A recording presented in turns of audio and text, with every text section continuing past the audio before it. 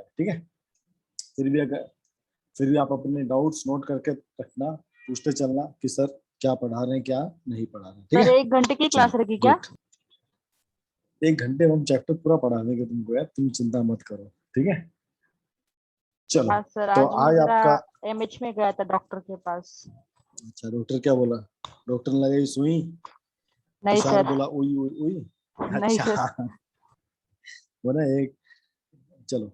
Yes yes sir, मैं भी, अरे सब लोग डॉक्टर पास मत जाओ भाई, ऐसे मत करो। चलो चलो हम स्टोरी स्टार्ट करते सर हैं। मैं नहीं गया तो था। ये विलेज कैसा है? ये हाइपोथेटिकल विलेज है, पालमपुर करके एक जगह दिमाग में सोची गई है, गांव ऐसा है जिसका नाम पालमपुर है, और ये जो सोचा गया है ये रियलिटी में एग्जिस्ट नहीं करता है। ठीक है, तो इस गांव में क्या है, फार्मिंग बड़ी इंपॉर्टेंट एक्टिविटी है, और फार्मिंग के साथ साथ में कई सारी एक्टिविटी होती है। जैसे हम कुछ चीज मैन्युफैक्चरिंग करते हैं, जैसे हम लोग कारपेंटरी का काम करते हैं, हम लोग लोहे का काम करते हैं, फैब्रिकेशन का काम करते हैं। ठीक है, डेयरी भी यहाँ पर है, ट्रांसपोर्टेशन सिस्टम भी है। गांव में कुछ भी जो छोटा मोटा सामान बनता है, अगर शहर लेके जाना है, अगर शहर से कुछ गांव में लेके आना है, वो भी यहाँ पर चलता है। ठीक है, यहाँ पर जो प्रोडक्शन एक्टिविटी होती है मेनली वो नेचुरल रिसोर्स के ऊपर होती है। नेचुरल रिसोर्स मतलब खेती बाड़ी होती है। ठीक है, उसके अलावा उस खेती बाड़ी की चीज को यूज करके, नेचुरल रिसोर्स को यूज करके हम क्या करते हैं, उसको कुछ मैन मेड आइटम्स बनाते हैं। जैसे आप देखो, गेहूं को हम पीस के आटा बना के उसको पैक करके बेच सकते हैं, तो इसको बोले मैन मेड आइटम्स। अब आटा तो खेत में नहीं बनता ना, वहां तो गेहूं बनता है।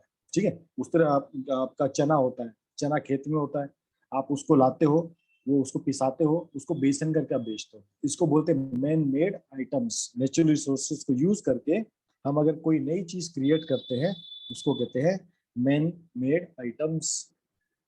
ठीक है, अच्छा 1 सेकेंड रुको, 1 सेकेंड रुकना।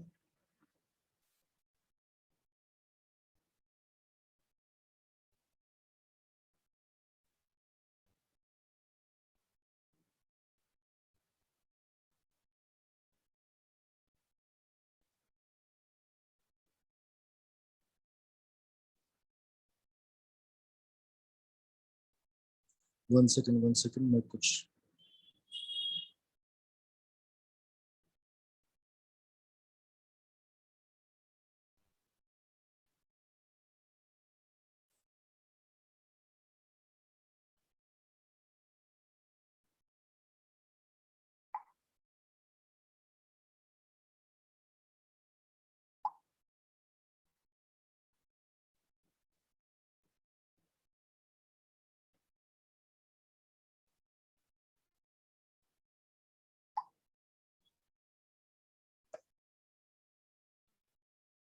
चलो यस गुड।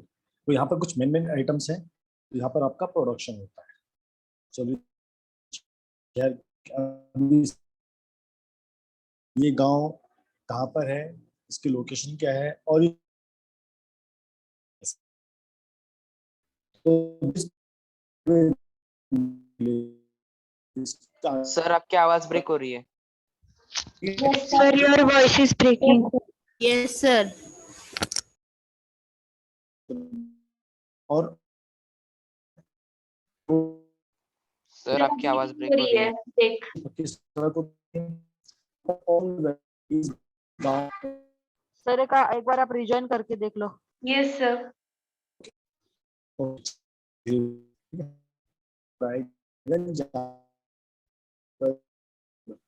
सर वॉइस बहुत ब्रेक हो रही सर, समझ नहीं यस आ रहा। सर, कुछ भी समझ में नहीं आ रहा है। सर आपकी वॉइस बहुत ब्रेक हो रही है। ओके ओके, चेक कर रहा हूँ ना। हाँ सर, 1 अभी सेकेंड, क्लियर है। सर अभी अभी क्लियर है। क्लियर है। यस यस, अभी क्लियर है। ठीक है, yes okay, thank you very much. तो मैं कह रहा था जो रायगंज पालमपुर है, अब पालमपुर कहाँ पर लोकेशन है, उसके आसपास कौन सा गांव है वो पढ़ते हैं। पालमपुर के सबसे पास में जो गांव है उसका नाम है रायगंज। ये एक बड़ा विलेज है जो पालमपुर से 3 किलोमीटर दूर है। ठीक है, और ये ऑल वेदर रोड से कनेक्टेड है, मतलब बारिश में भी रोड खराब नहीं होता, रोड की कनेक्टिविटी अच्छी है और रोड की कंडीशन भी अच्छी है। और इसके पास में सबसे स्मॉलेस्ट नियरेस्ट टाउन है, उसका नाम है शाहपुर। ठीक है, अगर आप देखोगे कभी रास्ते पे चलते चलते, तो जब हम कहाँ पालमपुर से जब शाहपुर जाते हैं, तो हमको बुलोक कोट दिख जाती है, हमको तांगे वाला दिख जाता है। ठीक है, और बोगी, इसको बोगी बोलते हैं, जो बोफेलो कैरी करता है, ठीक है, वो भी हमको दिख जाता है। और उस पे क्या रहता है, उस पे रहता है गुड़। आप गुड़ लेके जाते हो और अदर कमोडिटीज आप लेके जाते हो कहाँ पर, आप शहर लेके जाते हो। आपने साथ में अपने मोटरसाइकिल भी आप देखोगे नॉर्मल, आप जस्ट एक गांव का डिस्क्रिप्शन किया, वहां पर आप क्या क्या देख सकते हो। इस गांव में लगभग 450 फैमिलीज हैं, अलग अलग कास्ट की हैं। इसमें से 80 जो है अपर कास्ट हैं, बाकी सब मिडिल क्लास और लोअर क्लास में आती है। अब जो अपर क्लास है उनके घर बड़े पक्के हैं, सीमेंट के बने हैं, ब्रिक्स के बने हैं, ठीक है। और जो एससी हैं, दलित हैं, वो 1/3 ऑफ पॉपुलेशन है। 1/3 मतलब 450 का 1/3 कितना होता है, 150। अराउंड 150 यहाँ पर एससी हैं जो दलित है। इनके घर कच्चे पक्के हैं, मिट्टी से बने हैं और स्ट्रॉ से बने हुए हैं, बड़े कच्चे पक्के घर हैं इनके। तो हम जस्ट एक गाँव का सीन आपके दिमाग में क्रिएट हो रहा है कि गाँव का सीन कैसा है, ठीक है। और यहाँ पर इलेक्ट्रिकल कनेक्शन पर है, गांव वालों के पास, जो दलित लोग हैं इनके पास इलेक्ट्रिकल कनेक्शन है, ठीक है। और इलेक्ट्रिकल कनेक्शन है तो साथ में इनके ट्यूबवेल जो है लगे हुए हैं, वहां पर भी पावर सप्लाई होती है। पालमपुर में 2 स्कूल है, प्राइमरी स्कूल छोटे बच्चों के, और एक हाई स्कूल है, मतलब 12वीं तक का स्कूल वहाँ पर अवेलेबल है। इस गांव में एक प्राइमरी हेल्थ सेंटर भी है जिसको गवर्नमेंट चलाती है, जिसको जिसे आप एमएच बोलते हो ना, वैसे यहाँ पर भी एक प्राइमरी है। एक डिस्पेंसरी भी है, प्राइवेट डिस्पेंसरी है, जहाँ पर कोई बीमार होता है तो वहाँ पर उसका ट्रीटमेंट होता है। अगर इस डिस्क्रिप्शन को देखते हैं हमको क्या लगता है, भाई पालमपुर एक फेयरली डेवलप्ड है, जहाँ पर रोड भी अच्छे हैं, ट्रांसपोर्टेशन भी है, इलेक्ट्रिसिटी भी है, इरिगेशन भी है, स्कूल भी है, हेल्थ सेंटर्स भी है। तो अगर आप अपने गाँव का ध्यान करोगे, अगर आप अपने गाँव को अपने ध्यान में लाओगे, तो तुम इसे कंपेयर कर सकते हो, भाई हमारा गाँव कहाँ पर स्टैंडिंग है। कई बार हम जब गाँव की तरफ जाते हैं तो जैसे ही गांव में एंट्री मारते, रोड कच्चा पक्का हो जाता है, उसके ऊपर डंपर भी डाला होता है ना, वो गोटी गोटी पड़ी होती है। तो ऐसा भी हो सकता है, लाइट हो लेकिन लाइट ना आती हो, वायरिंग तो लगी होगी, वायरिंग लगी है, बट हो सकता है वहां पर लाइट मतलब एक दिन में 4 घंटे आती है, 10 घंटे भी आती है, डिपेंड करता है, ठीक है। हो सकता है वहां आसपास कोई नदी बहती हो, नदी हो भी सकती है, नहीं भी हो सकती है। हो सकता है लोगों ने ट्यूबवेल लगा रखा हो, या कैसा वहां करें। तो आप अपने माइंड में अपने गाँव की पिक्चर आप क्रिएट कर सकते हो, और आप देख सकते हो भाई वहां पर आसपास हमारा गांव इस गांव से कैसा है। तो कहते हैं पालमपुर एक फेयरली डेवलप्ड गांव है। डेवलपमेंट का मतलब क्या होता है, भाई रोड होना चाहिए, ट्रांसपोर्टेशन की कंडीशन अच्छी होनी चाहिए, इलेक्ट्रिसिटी होना चाहिए, इरिगेशन होना चाहिए, स्कूल और हेल्थ सेंटर होनी चाहिए। अगर ये सब आपके गाँव में है तो आप कह सकते हो आपका गाँव एक वेल डेवलप्ड गाँव है। शहर की बात अलग होती है, गाँव की बात अलग होती है। ओके जी, इस गांव में बहुत सारी प्रोडक्शन एक्टिविटी भी होती है। प्रोडक्शन एक्टिविटी मतलब जो हम नेचुरल रिसोर्सेज हैं उसको चेंज करके हम कुछ अलग अलग चीजें बनाते हैं, उसको कहते हैं प्रोडक्शन। तो इस प्रोडक्शन के बारे में पढ़ेंगे यहाँ पर क्या क्या होता है। चलो जी, यहाँ तो कोई डाउट किसी को? अगर नो डाउट तो प्लीज प्रेस 1।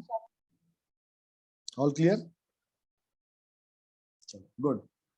अब बात आती है प्रोडक्शन की। देखो किसी भी चीज की जो ओरिजिनल फॉर्म होती है, हम हर चीज वैसे नहीं खा सकते। जैसे आप एप्पल भी खाना चाहोगे, एप्पल को आप कटिंग करके खाओगे, है ना। तो कटिंग करना भी कितने से प्रोडक्शन है। आपने उसका फॉर्म चेंज कर दिया, वो पूरा गोलू मोलू था, आप उसमें कटिंग किया, आप उसको स्लाइस में खाते हो। मैंगो भी आप डायरेक्ट नहीं खाते हो, आप उसको स्लाइस में काटते हो, ठीक है। तो आप कोई भी चीज ले लो नेचुरली, आप उसको एज इट इज कंज्यूम नहीं करते हो, उसको उसी फॉर्म में या कटिंग करके, ग्राइंडिंग करके, कुछ मोल्ड करके आप उसको यूज करते हो। तो ये जो सब एक्टिविटी है उसको बोलते हैं प्रोडक्शन करना, ठीक है, इसको बोलते हैं प्रोडक्शन करना। तो देखो, aim of production is to produce good and service that we want, है ना। हम ऐसी चीजें प्रोड्यूस करते हैं जिसकी हमें नीड होती है।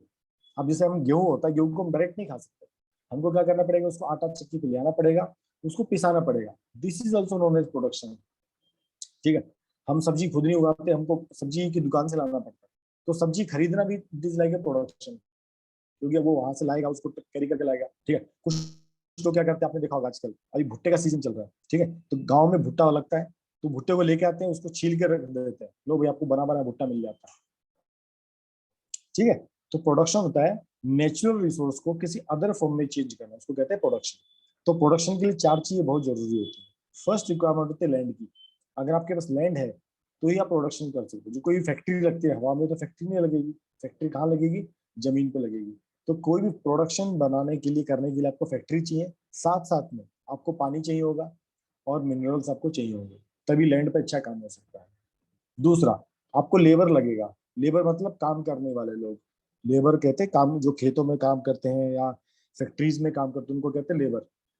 तो लोग हाई स्किल भी हो सकते हैं, है ना, एकदम पढ़े लिखे जिनको काम बहुत अच्छा आता है वो भी हो सकते हैं, और लो स्किल वाले भी हो सकते हैं, क्योंकि कई सारे काम लो स्किल वाले भी होते हैं। ठीक है, आपको हर जगह स्किल्ड पर्सन नहीं चाहिए। अगर आप इंडस्ट्रीज में देखोगे बहुत कम लोग स्किल्ड पर्सन होते हैं, 10 से 20% होते हैं स्किल्ड पर्सन, बाकी मैक्सिमम लोग अनस्किल्ड होते हैं। भाई जिनको ये काम दे दिया उनको काम करना है, वो काम कैसे करते हैं उनको सोचने का मतलब नहीं होता। उनको पता है ये यहाँ से उठा के यहाँ रखना है, उसके अलावा ज्यादा नहीं जाओ। कंपनी में तो काम करते, बोले हम इस बड़ी कंपनी में काम करते हैं, लेकिन क्या काम करते हैं, यहाँ से सामान उठाया यहाँ पर रख दिया, यहाँ से सामान उठाया यहाँ पर रख दिया, जैसे बहुत सारे काम होते हैं। तो हमें जो लेबर होता है वो स्किल्ड भी हो सकता है, हाईली एजुकेटेड हो सकता है, स्किल्ड भी हो सकता है, अनएजुकेटेड भी हो सकता है, लो स्किल वाला भी हो सकता है, हर वैरायटी रहती है। ये सब लेबर में काउंट होती है, ये सब जरूरी होता है। Each worker is necessary for the production. तो फर्स्ट क्या था, लैंड, आपको लैंड चाहिए होती है। सेकंड आपको क्या है, लेबर, तो लेबर भी आपको चाहिए। थर्ड होता है फिजिकल कैपिटल। कैपिटल का मतलब होता है कैश या कैश से खरीदने वाली चीजें। दो तरह का कैपिटल होता है। अभी आप कैपिटल जब पढ़ोगे तो दो तरह का कैपिटल होता है, एक को बोलते हैं फिक्स्ड कैपिटल, एक को बोलते हैं वर्किंग कैपिटल। ये दो तरह कैपिटल होता है। अब फिक्स कैपिटल क्या होता है, फिक्स कैपिटल का मतलब होता है जैसे हमने फैक्ट्री बनाई, आपने फैक्ट्री लगाई, अब इसको चलाने के लिए आपको कुछ ना कुछ चाहिए होगा। खाली जमीन पर तो फैक्ट्री नहीं चलेगी ना, आपको कुछ मशीन्स लानी पड़ेगी, आपको बिल्डिंग बांधना पड़ेगा, मशीन्स को चलाने के लिए कुछ टूल्स भी लगाने पड़ेंगे। ये सब किस में काम आते हैं, प्रोडक्शन में काम आते हैं। ठीक है, इसको बोलते हैं फिक्स कैपिटल। जब आपने बिल्डिंग बना दी, अब 15 साल 20 साल 30 साल आपको दोबारा बिल्डिंग बनाने की जरूरत नहीं पड़ती है। आपने जो मशीन खरीद ली वो कई 5 साल 10 साल 15 साल भी मशीन चलती है, उसमें कुछ खराबी आते हैं, मेंटेनेंस करा लेते हैं। और जो भी टूल हमको प्रोडक्शन के लिए चाहिए होता है, छोटे मोटे बड़े सब, ठीक है, वो सब उसको कहते हैं टूल। तो इनको आप एक बार में खरीदते हो और ये लंबे टाइम तक यूज होता है। इसको आपको डेली, आपको आज रोज मशीन नहीं लानी पड़ती, आज एक मशीन लाए, कल भी एक मशीन ले आए, परसों भी एक मशीन ले आए, ऐसा नहीं होता। ठीक है, हाँ, आप एक साल में एक नई मशीन ऐड कर लेते हो, अगले साल में 2 मशीन ऐड करो, आपके पास पैसा आता जाएगा।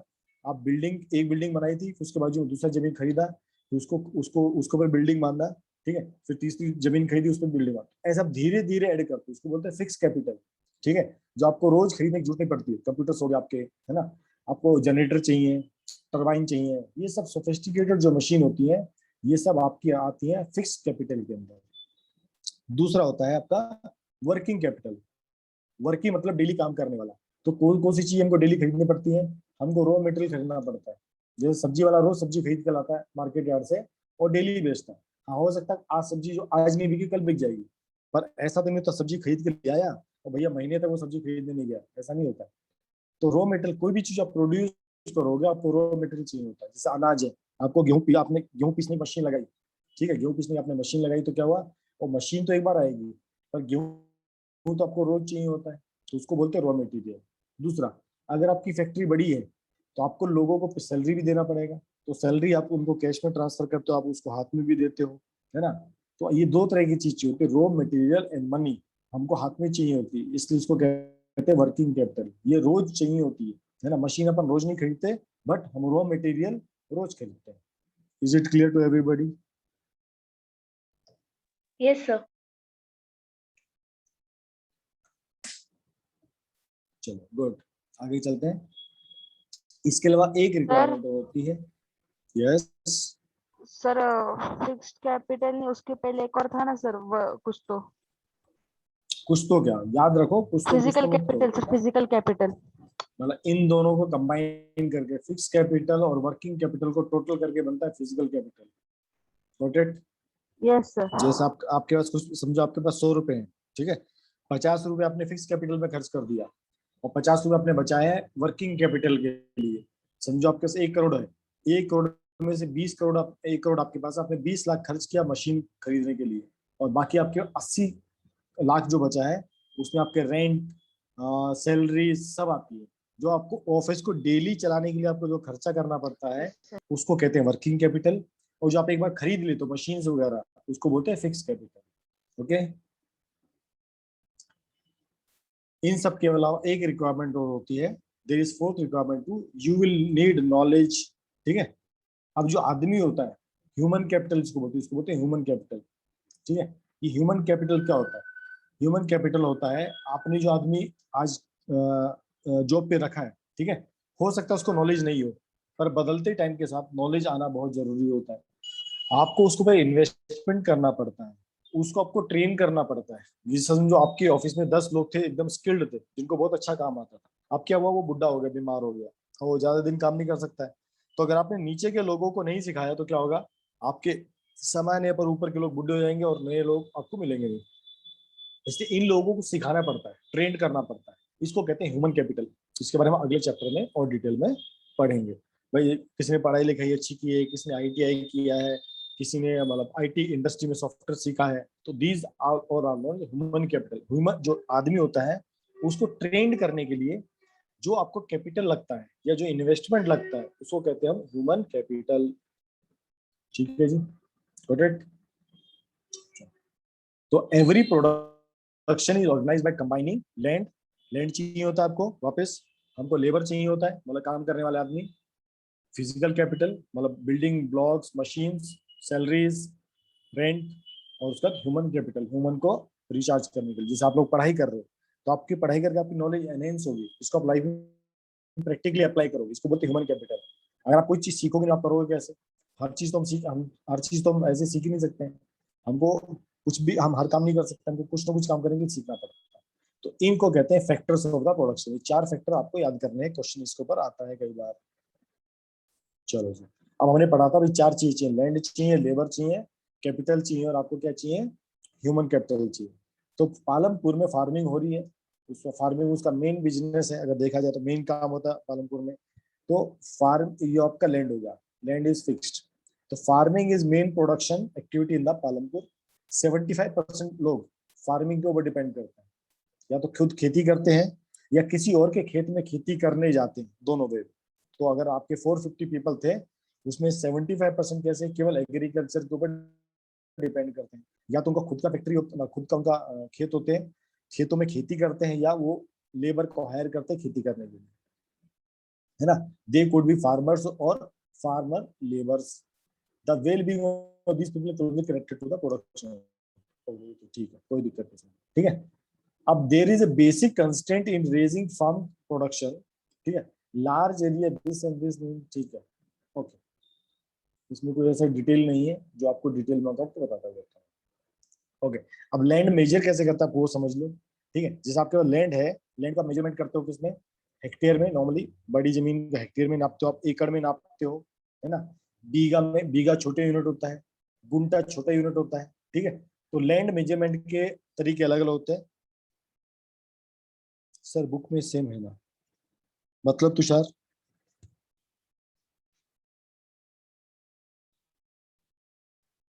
बोलो बालक। सर वो हाँ ये, PDF की बात कर रहा है। हाँ ये PDF उसी से बनी, उसी बुक से बनी। आपको बुक से नहीं पढ़ना क्या?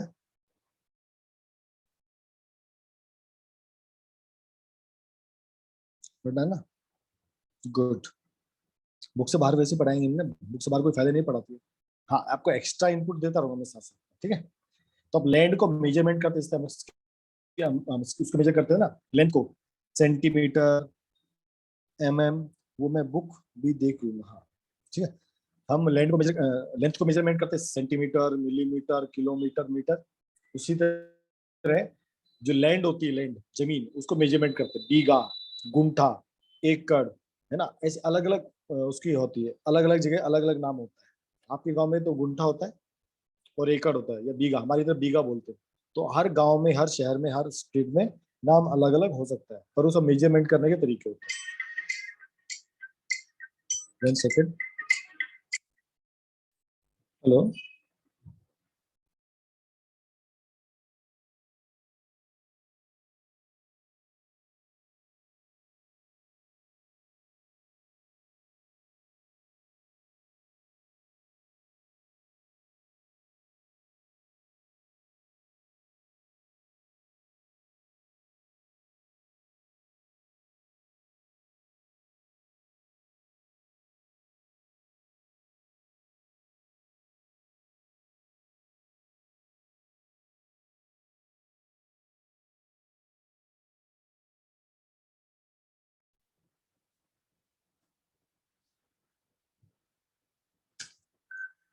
यस, ठीक है। तो आप लैंड को अलग अलग डायमेंशन का मेजरमेंट कर सकते हो, ठीक है। Is there a way we can grow more farm more from the same land? क्या आप एक ही जमीन पर कई सारी फसल ले सकते हो? यस, हम एक ही जमीन पे कई सारी फसल ले सकते हैं। देखो, हर एक फसल का एक टाइम होता है। जैसे गेहूं उगाने का टाइम अलग होता है, बाजरे का टाइम अलग होता है, शुगर केन का टाइम अलग होता है। तो हर एक सीजन को सीजनली होती है। रबी आपने पढ़ा था, रबी की फसल होती है, खरीफ की फसल होती है ना? तो पालमपुर में भी क्या होता है कि अलग अलग टाइम पे अलग अलग फसल ली जाती है। No left land is left ideal. कभी भी लैंड आप खाली नहीं छोड़ते हो, है ना? हमेशा आपने एक फसल लिया, फिर आपने दूसरा फसल ले लिया, फिर तीसरा ले लिया, ऐसे आपका कंटेनर चेंज चलता ही रहता है। ठीक है? तो ड्यूरिंग रेनी सीजन क्या करते हैं जो वहाँ के फार्मर है, वो ज्वार और बाजरा बोते हैं। अब जो ज्वार होता है, इसका ऊपर का जो फ्रूट होता है, जिसको हम ज्वारी बोलते हैं, ठीक है, ये खाने काम आता है। उसके जो नीचे का पोर्शन होता है, वो जानवरों के भोजन में काम आता है। सेम ऐसी बाजरा, बाजरा का ऊपर वाला पोर्शन खाया जाता है, नीचे वाला जानवरों के लिए यूज किया जाता है। तो एक तरह से दोनों काम चल जाता है। ठीक है? These plant are use to these are use as a cattle feed.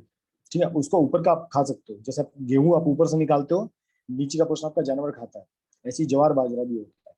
ठीक है? एक बार ज्वार बाजरा का सीजन खत्म हो गया, अब आप वो लोग पोटैटो उगाना स्टार्ट कर देते थे अक्टूबर नवंबर में। इस आप देखो, सर्दी के आसपास टमाटो ज्यादा आता है, पोटैटो ज्यादा आता है। ठीक है? उसके बाद क्या होता है, आपने खेतों में उगा दिया वीट दिसंबर के बाद। ठीक है? इसको बोलते हैं रबी फसल। ठीक है? आपने लगा दिया, और दिसंबर क्या कहते हैं, यस जो सर, होता रबी एंड खरीफ क्रॉप्स। है, यस, तो ये आपका जनवरी में आप दिसंबर एंड स्टार्ट करते हो, और ये अप्रैल में कट जाता है। उसके बाद मई जून 2 महीने बचते हैं, आप उसमें फिर भी कुछ लगा सकते हो। तो जब वीट आपका प्रोडक्शन हो जाता है, तो ये क्या करते हैं, कुछ लोग शुगर केन लगाते हैं। ठीक है? कुछ लोग शुगर केन भी लगाते हैं। अच्छा, अगर हमारे पास फसल ज्यादा है, क्या करते हैं, कुछ अपनी फैमिली के लिए रख लेते हैं कंजम्पशन करने के लिए, बाकी सब मार्केट में रायगंज जाके लोग बेच देते थे। ठीक है? कुछ लोग क्या करते थे, गन्ने की खेती करते थे। गन्ने की खेती करते थे, उससे शुगर क्या बनाते हैं, गुड़ बनाते हैं। शुगर नहीं बनाते, क्या बनाते हैं, गुड़। और गुड़ बना के कहाँ बेचते हैं, पास के टाउन में। यस। ठीक है?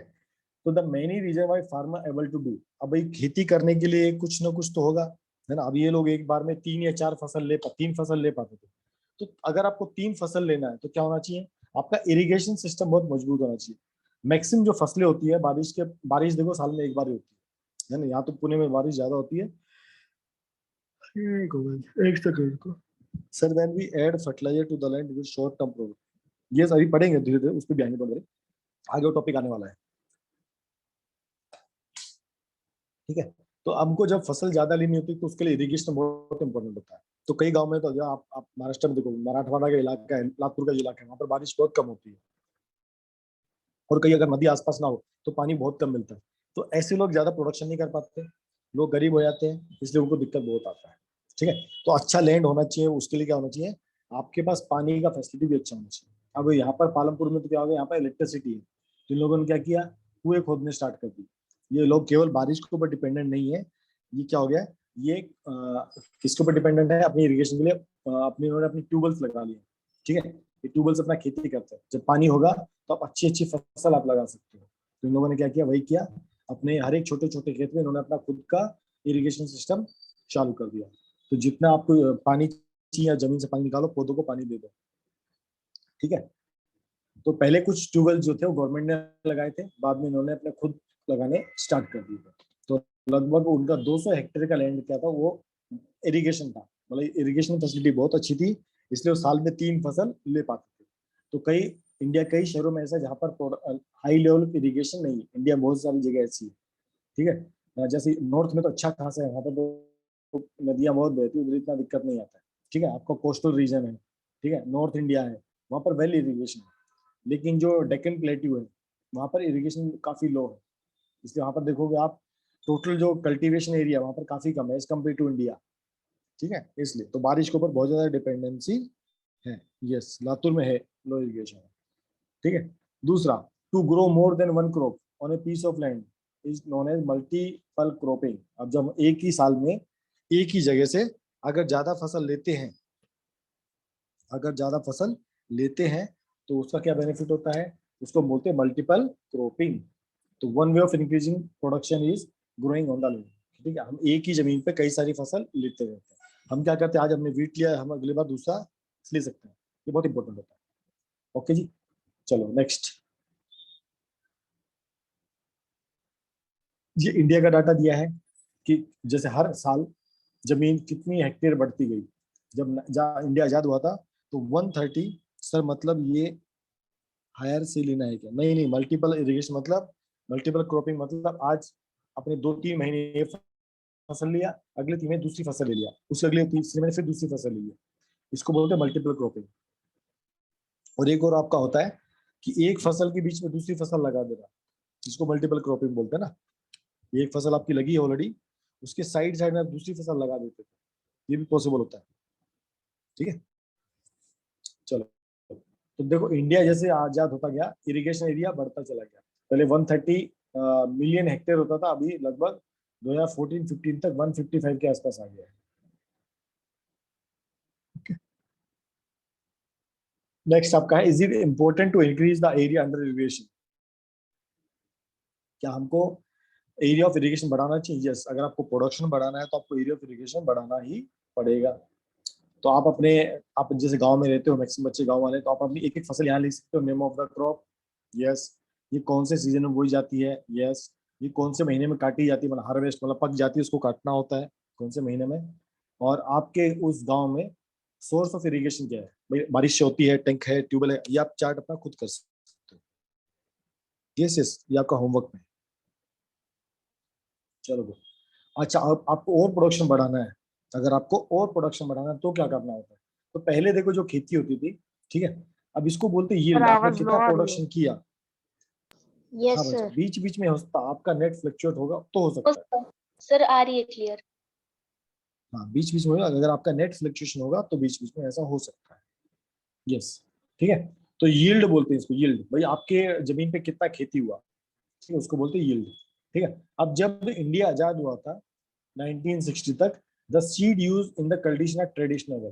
पहले जो खेती होती थी वो ट्रेडिशनल बीज से होती थी, ठीक है, किससे होती? ट्रेडिशनल बीजों से।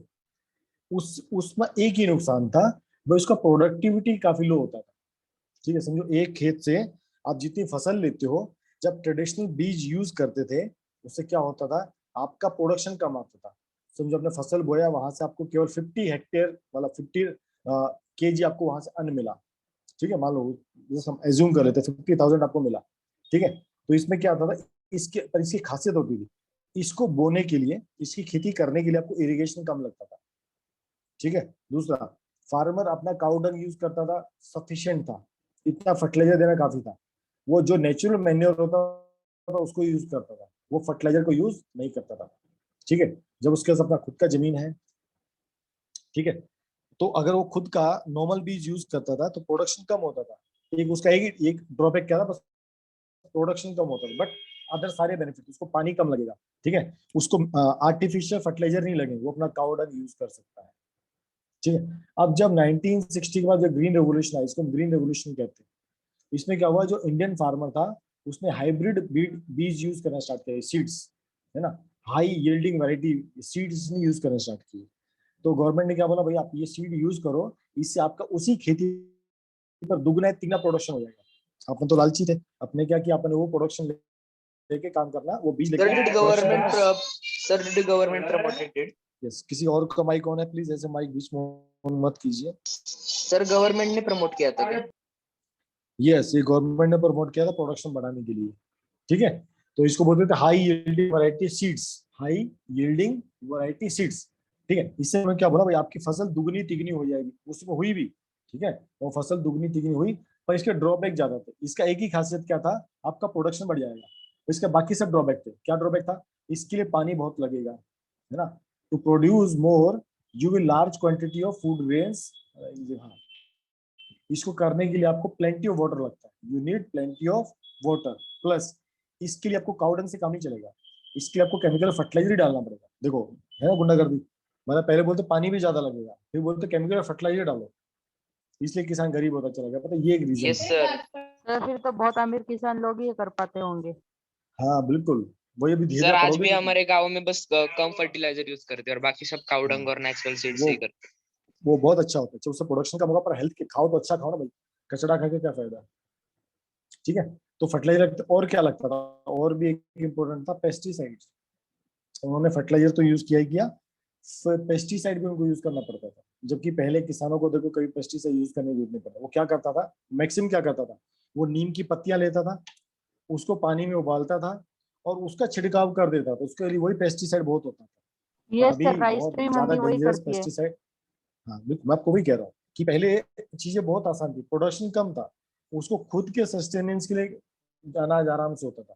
अब किसान को क्या हुआ, अभी मेरे को बाहर बेचना है, तो उसने ज्यादा प्रोडक्शन लेना स्टार्ट किया, ठीक है, तो उसने हाइब्रिड बीज यूज करना स्टार्ट किए, उसको पानी भी ज्यादा लगेगा, उसको फर्टिलाइजर भी डालना पड़ेगा, उसको पेस्टिसाइड भी डालना पड़ेगा, वीडीसाइड भी डालना पड़ेगा, उसको सब ये उसका खर्चा एडिशनल बढ़ जाता है, ठीक है, ये उसका खर्चा एडिशनल बढ़ जाता है। समझदार होता कि भैया जैसे पहले था वैसे ही खेती करता तो कितना अच्छा रहता, पर ऐसा नहीं हुआ है, ठीक है। सर एक बार फर्टिलाइजर्स वगैरह हम यूज करते हैं ना, तो बाद में हम बदल नहीं सकते, लैंड हाँ सस्टेन हो जाता है उस पे। बिल्कुल। तो ऐसे क्या हुआ कि प्रोडक्शन तो बढ़ता चला गया, लेकिन क्या हुआ, दूसरा दिक्कत क्या हुआ, आपकी लैंड की क्वालिटी घटिया होती चली गई, लैंड की क्वालिटी घटिया होती चली, जमीन ज्यादा बंजर होने लगी, ठीक है, यहाँ देखो लिखा है, यस। तो ये मैक्सिमम यूपी हरियाणा में काफी हुआ, प्रोडक्शन काफी बढ़ा मॉडर्न फार्मिंग से, ठीक है, बट इसका नुकसान क्या हुआ, यस कहाँ दिया है इसमें आगे, हाँ, तो आगे आएगा वो हम पढ़ेंगे, ठीक है। इससे क्या होता है, लैंड को बहुत ज्यादा नुकसान होता है, लैंड धीरे धीरे क्या होती है, लैंड धीरे धीरे आपकी खराब होती चली जाती है, और ये किसान को समझ में नहीं आता है, और उसको फिर उस तरह ही प्रोडक्शन लेने के लिए उसको और फर्टिलाइजर यूज करना पड़ता है, वही चीज की मूर्खता है, पहले तो उसको फर्टिलाइजर यूज करता था, ठीक है, अभी उसको और अगर प्रोडक्शन लेना है उसको क्या करना पड़ेगा, उसको और फर्टिलाइजर डालना पड़ेगा, उसका खर्चा बढ़ जाएगा, उसको और पेस्टिसाइड डालना पड़ेगा, उसका खर्चा बढ़ जाएगा, तो धीरे धीरे क्या हुआ, वो जितना पैसा पहले शांति से कमा सकता था, तो वो अब ज्यादा पैसा कमाने की आदत पड़ गई, अब वो जितना मिलता था उसमें कटौती होने लग गई, फिर वो बोलता मैंने इससे लोन लिया उससे लोन लिया, तो ये एक्चुअल में समस्या ये होती है। तो किसान पहले हम लालची बने, जब लालची बने उसका रिपरकेशन हमने देखा, उसका रिपरकेशन हमने देखा, और आज गांव का किसान जो था, वो गरीब जो था वो गरीब होता चला गया, ठीक है। क्या यहाँ तक सबको क्लियर है, any doubt till here? No sir. No, sir. चलो गुड।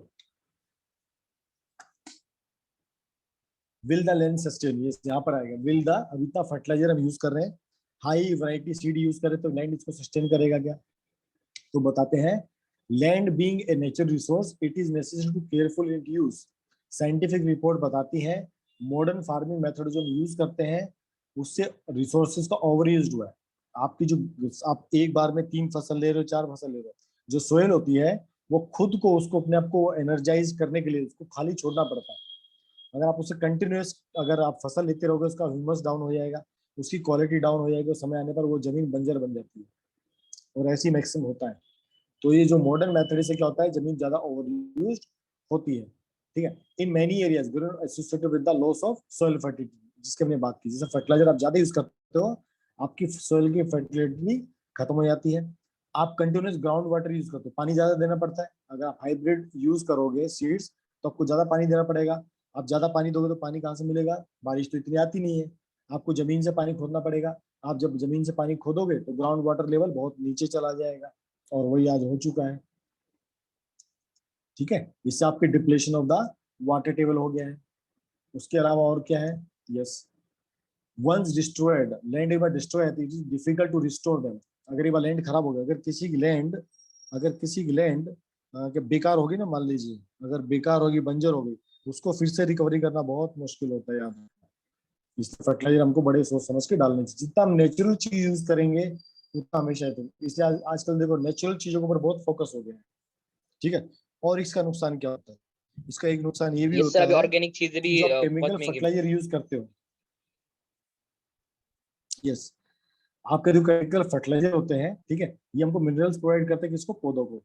अब जब ये पानी में घुल जाते हैं तो इमिडिएटली तो प्लांट के पास चले जाते हैं, लेकिन फिर भी कई होते हैं जो फिर भी सर आपकी आवाज हमारे ब्रेक लिए, हो रही है। तो Yes, ये sir. होते हैं, Yes, sir. ये पानी के साथ कहाँ पहुंच जाते हैं, नदी में पहुंच जाते हैं, जैसे गले में पहुंच जाती है। 1 सेकंड बच्चा,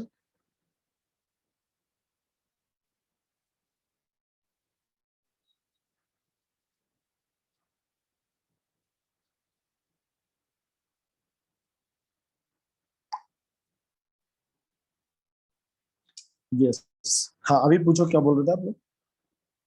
सर आपकी आवाज ब्रेक हो रही यस थी। यस,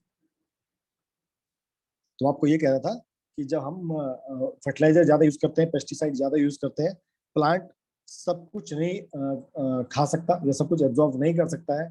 जब बारिश आती है, बारिश आप उसमें इरिगेशन करते हो, तो कुछ पानी बह के कहाँ चला जाता है, आपकी रिवर्स में जाता है, जो हमारे रिवर को पोल्यूट करता है, लेक में जाता है, पोल्यूट करता है। फर्टिलाइजर होते हैं, बैक्टीरिया किल करते हैं, किसके?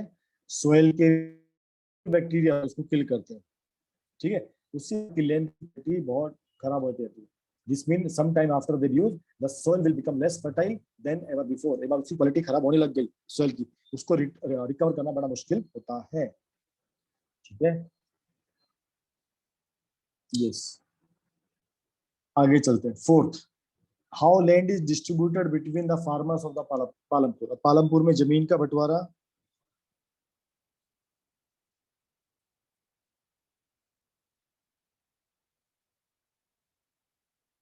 वन सेकेंड,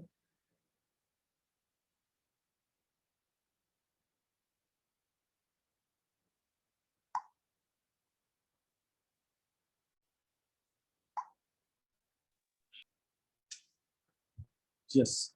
अब फार्मर्स के बीच में लैंड डिस्ट्रीब्यूशन कैसा है? टोटल कितने लोग थे? 450, ठीक है। अब 450 में से अराउंड 150 है लोग जिनके पास खुद का लैंड नहीं है। इसका मतलब केवल 300 लोगों के पास लैंड है, ठीक है, ओके। उसमें से भी जो 240 फैमिलीज हैं उनके पास छोटे छोटे लैंड है जिसका साइज 2 हेक्टेयर से भी कम है। और जो बाकी बच्चे लोग कितने बच गए? 150 प्लस 250, 400 लोग हो गए।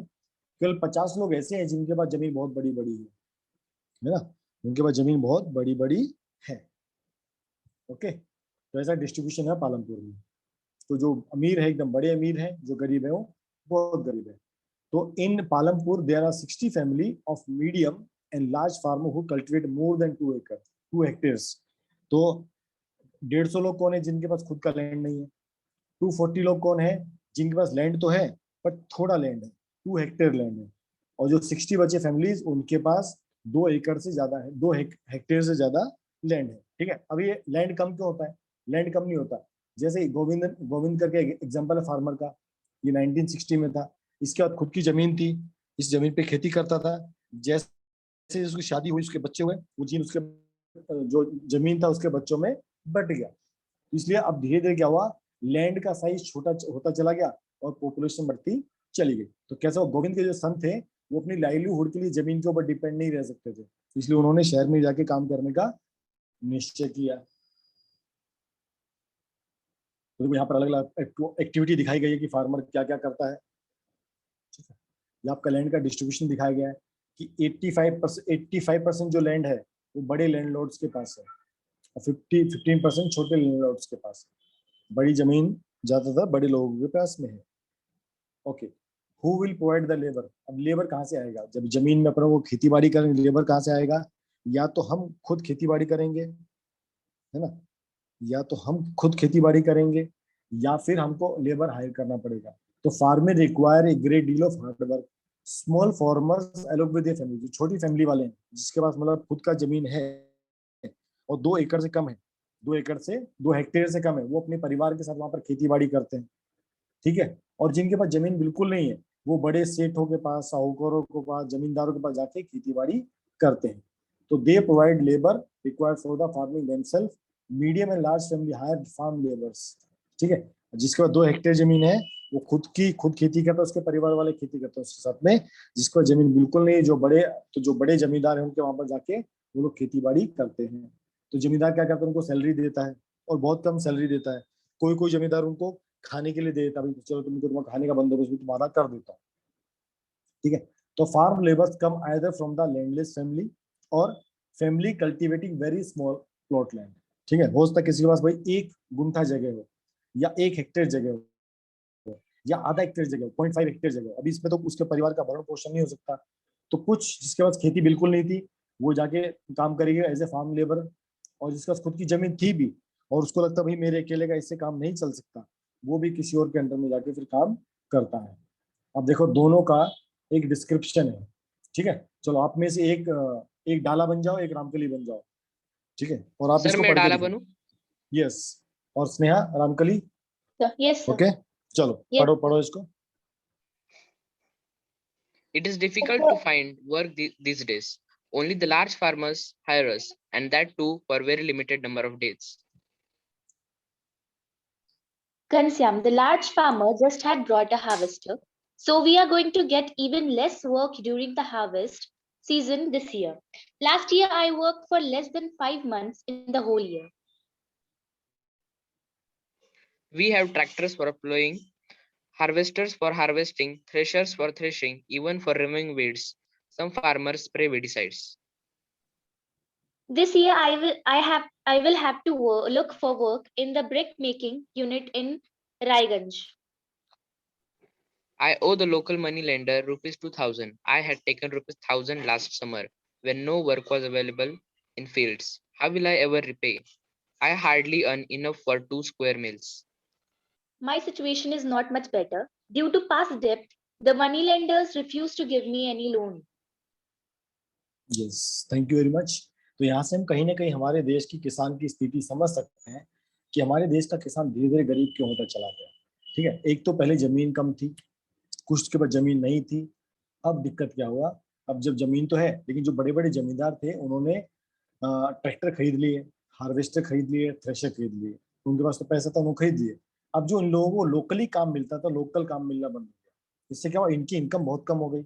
जब इनकम कम हो गई तो अब ये खेती बाड़ी छोड़ के लोग शहर की तरफ आते हैं। आप देखो शहरों की पॉपुलेशन क्यों बढ़ी है, क्योंकि कहीं ना कहीं खेती में उनको उतना पैसा नहीं अर्न कर पा रही जितना उनको अर्न करना चाहिए था। ठीक है, ये कहीं ना कहीं हुआ जो हमने हाई सीड यूज की है, हमारी खेती क्वालिटी खराब होती चली गई। अब मेरा कहीं ना कहीं परफॉर्मेंस डाउन होता चला। तो देखो दोनों कंडीशन एकदम खराब है भाई। एक को तो लोन देने से मना कर दिया, भाई तुम्हारे पास पहले ही लोन पीछे वाला है, तुम तो चुका ही नहीं है, तुमको हम लोन फिर से कहाँ से दे। ठीक है, तो ये हमको समझना बहुत जरूरी है कि अगर हम इस कंडीशंस को ठीक करेंगे। Sir government are non increasing the rupees for vegetables. नहीं बेटा ऐसा नहीं है, ये इफेक्ट अगर फार्मर बढ़ा देगा, अगर फार्मर बढ़ा देगा सब्जी के रेट, तो हम बोलेंगे सरकार ने महंगाई बढ़ा दी। तो ये फैक्टर एक्चुअली में सब कनेक्टेड है। ठीक है, सब्जी का रेट बढ़ना चाहिए और इसका सबका रेट बढ़ना चाहिए। ठीक है, अब उससे क्या होगा, हम बोलेंगे यार हमारे पास पैसा तो कम है, हम खरीदारी कम स्टार्ट कर देंगे। तो ये सब फैक्टर आपस में इंटरकनेक्टेड होते हैं। ठीक है, चलो आगे देखते हैं। यस, तो ये हमने पढ़ लिया। देखो डाला एक लैंडलेस फार्मर था, वो पहले किसी दूसरे किसान के पास जाके खेती करता था। अब क्या हुआ, अब जो मालिक है, जमींदार है, उसने क्या बोला, भाई गवर्नमेंट ने तो रेट कितना रखा है 300, बट तुमको 160 दूंगा। ठीक है, अब एकदम गुंडागर्दी। देखो गवर्नमेंट ने कितना बोला, 300, ये बोलता है 150। क्यों, इतने लोग हैं, सब लोग बोलेंगे यार हम 200 में काम करेंगे, कोई बोला मैं 150 में काम करूंगा। तो इतने सारे लोग, कंपटीशन ज्यादा है ना, कि फार्मर्स कितने 150 लोग हैं जिनके पास खुद का खेती नहीं है। जब हैवी कंपटीशन होता है तो इसके पास ऑप्शन अवेलेबल है, भाई तू मत काम कर, कोई और काम करने आ जाएगा। इसलिए गवर्नमेंट तो बोलती 300 रुपए देना चाहिए, ये बोलता नहीं भैया हम तो तुमको 160 ही देंगे, तुमको काम करना करो, नहीं तो दूसरा आके तैयार करो। अब मैं सोचूंगा यार ठीक है, ये 150, ये तो दे रहा है, अगर मैं इसके पास काम नहीं करूंगा तो क्या होगा, ये मुझे 150 रुपया भी नहीं मिलेगा।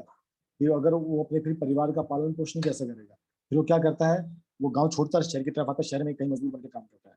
तो जो देश का किसान था वो शहरों में आके मजदूर बन जाता है। तो मजदूर कोई और नहीं है, हमारे देश के किसान है, जिनकी बहुत बुरी स्थिति है अगर देखा जाए तो। डेवलप अच्छे अच्छे फार्मर्स में ऐसी बात नहीं फार्मर्स अच्छे नहीं है, फार्मर्स अच्छे हैं, कुछ अच्छे पोजीशन पर है। ठीक है, लेकिन समय के साथ क्या होता है यार कि अब धीरे धीरे ये चीज बढ़ती जा रही है। ठीक है, ओके, उसके बाद आगे देखते हैं। The capital needed. अब देखो भाई जिसके पास बड़ा पैसा है, जिसके पास बड़ी जमीन, उसके पास पैसे की कोई कमी नहीं होती। ठीक है, यस, पाकिस्तान में जिंजर का रेट 1000 तक पहुंच गया था, इसलिए पहुंचा था। ठीक है, कभी कभी प्याज 5 रुपए केजी होता है, कई बार 100 रुपए भी पहुंच जाता है, वो डिपेंड करता है। ठीक है, अब समझो मैं एक छोटा किसान हूँ, मेरे पास 2 हेक्टेयर से भी कम जमीन है। ठीक है, अब आपको बताता हूँ किसान साहूकार के जाल में कैसे फंसता है। अब जो बड़ा फार्मर उसके पास तो लैंड भी है, पैसा सब कुछ है, लेकिन जो छोटा किसान होता है जिसका 2 हेक्टेयर जमीन है, उससे भी कम जमीन है, वो खेती जब करेगा तो उसको फर्टिलाइजर खरीदना है, पैसा लगेगा। अगर उसके पास खुद का ट्यूबवेल नहीं है तो उसको कहीं से पानी परचेज करना पड़ेगा, उसका पैसा लगेगा। पेस्टिसाइड खरीदेगा, उसका पैसा लगेगा। ठीक है, ये सब जो करता है, तो जो बाद में उसकी जो फसल आती है जमीन से, उसमें से क्या कहता है, खुद अपने खाने के लिए फसल रखता है। अब जो थोड़ा बहुत जो फसल बचता है उसको बेचता है और उससे वो साहूकार का लोन चुकाता है। अब होता क्या है, साहूकार ने दिए 100 रुपया, साहूकार ने दिया 100 रुपया, लेकिन साहूकार का जो लोन होता है बड़ा हाई होता है, ठीक है। Rate of interest of these loans are very high, लगभग मतलब जैसे ये बहुत मतलब 24%, बहुत बड़ा होता है। आज जैसे आज आप होम लोन लेते हो, होम लोन आज की डेट में 7% के आसपास है, 7%, कितना सस्ता है, ठीक है। पर ये जो साहूकार लोग होते हैं गाँव के, वो 20%, 25%।